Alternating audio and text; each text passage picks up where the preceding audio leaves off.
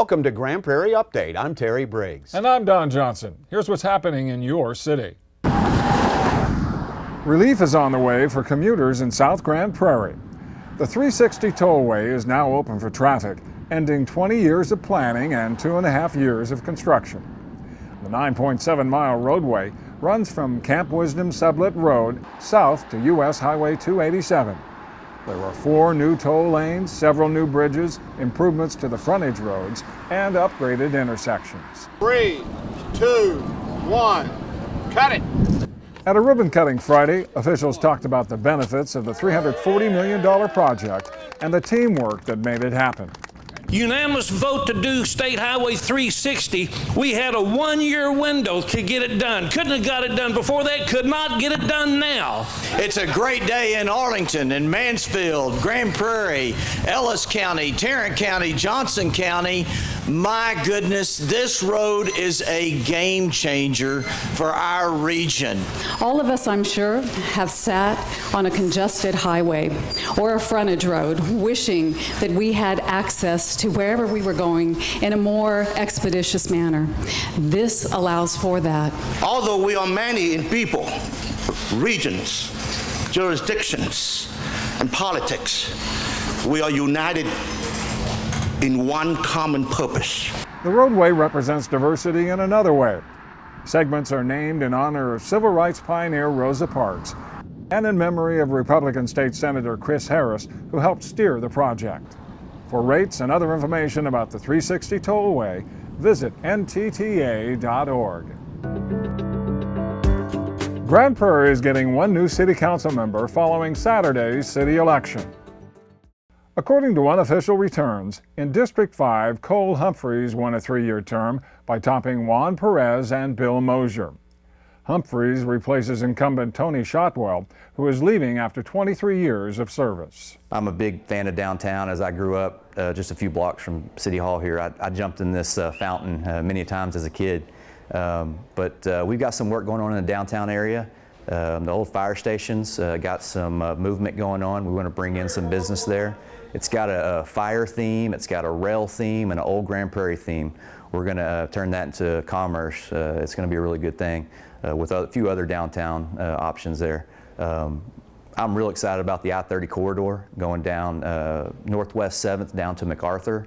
It's a lot of land there, and we've had developers interested in developing that land, and it's going to give us a lot of options for our residents in District 5. In District 6, incumbent Jeff Wooldred is returning for another 3-year term after defeating Keith Walker.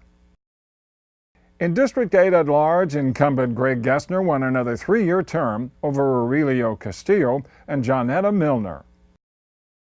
Voters also approved a proposed amendment to the city charter. It removes the 30-year restriction for franchises or leases on city property. 50 years has been helping children, 50 years helping kids. Thank y'all. The Dalworth Recreation Center is being recognized for its contribution to the history of Grand Prairie. 3, 2, 1. A ceremony sponsored by the Grand Prairie Historical Organization and the Parks, Arts, and Recreation Department officially proclaimed the 56-year-old facility as a historic landmark. We thank so many people for being involved in getting this done. Opened in 1962, the Dalworth Rec Center was closed for a $3.5 million renovation and expansion 5 years ago before reopening with all new amenities in November of 2014. The first person to run this recreation center was a guy out of California, I believe, named Johnny Duncan. And Mr. Duncan was not only the director of the recreation center, he was an excellent role model. He taught us how to be young men and young women. I told them way back in 2014 that I believe this place was a staple for this community. I believe this place is going to be a place that people can be able to just be safe and to be able to get all their needs met. So I believe that for not only me as a supervisor, but for the people of the community, it just means a lot for this place to be a historical landmark. If you'd like to know more about the Grand Prairie Historical Organization, go to gphistorical.com. Grand Prairie is making some joyful noise for Playground Adventures, the city's new all-inclusive playground.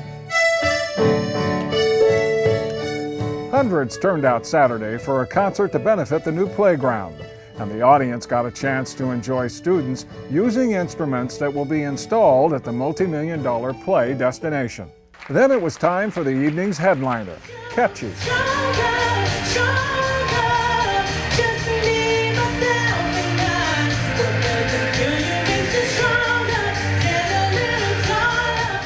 As a teenager, Catchy survived a plane crash that left her severely burned.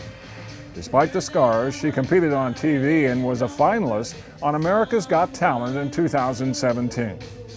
The singer says she's happy to lend her talent to the Playground Project. I love being part of causes that benefit any kind of person, anyone who feels that they do not have a loud enough voice in society, or people who are just trying to do good for society and even better for children. So I just wanted to be a part of that, and I was more than willing to come out here and do this for them. Construction of Playground Adventures is scheduled to start this summer, and the first phase should be completed by next spring. The 10-acre playground will be part of a sprawling recreation site that includes the Epic Waters Indoor Water Park and the Epic Recreation Center. For more information, visit playgroundadventures.com.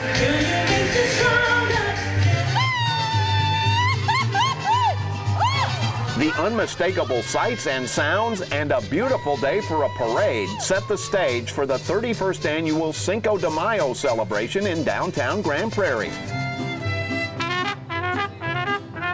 The traditional parade down Main Street includes hundreds of students, teachers, and parents from the Grand Prairie Independent School District. Cinco de Mayo, May 5th, is the date celebrated every year to commemorate the unlikely defeat of Napoleon's French army by a small group of young soldiers from the Mexican army in 1862. Once the parade is over, the celebration continues with a full-blown fiesta in City Hall Plaza with live entertainment, food, drinks, games, and exhibits. And as always, thousands of dollars in college scholarships were awarded to deserving GPISD students, including the winners of the annual Cinco de Mayo Art Contest. All of our high schools are being served through these scholarships, and the students are very, very thankful for our assistance, and we thank the community and the school district for allowing us to do all that we do. Ramirez says that 21 scholarships worth $18,000 were awarded this year. That's it for this edition of Grand Prairie Update. Hope you'll join us next time.